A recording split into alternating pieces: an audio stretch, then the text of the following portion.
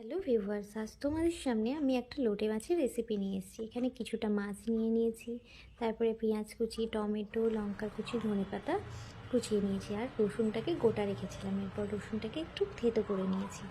আর একদিকে আমি কড়াইয়ে তেল গরম বসিয়েছি। তেলটা দিয়ে গরম হয়ে এসেছে, তখন রসুনটাকে একটু ভেজে নিয়েছি। রসুনটা হালকা একটু লাল রঙ যখন এসেছে, তার মধ্যে যে পেঁয়াজটা কুচিয়ে রেখেছিলাম সেই পেঁয়াজ কুচিটা দিলাম, দিয়ে ওটাকেও একটু ভেজে নিলাম। এরপর তার মধ্যে টমেটো যেটা কুচিয়ে রেখেছিলাম টমেটো কুচিটা দিয়ে কাঁচা লঙ্কাটা দিলাম আর মাছগুলোকে দিয়ে দিলাম। এগুলো সবকটাকে একসাথে ভালো করে মিশিয়ে নিলাম। নিয়ে এর মধ্যে হলুদ আর কাশ্মীরি লঙ্কা দিয়ে সেগুলো আবার একটু ভালো করে মিশিয়ে নিলাম।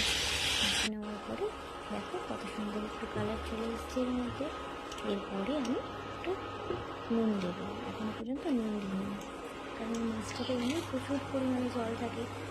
তো নুন দেওয়ার পরে আরও জল বেরিয়েছে, এতে জল দেওয়ার প্রয়োজন হয় না। দেখো ঢাকা দিয়ে রেখেছিলাম, কতটা জল বেরিয়ে এসেছে। দেখলাম মাছগুলো খুব ভালো করে সিদ্ধ হয়ে গেছে।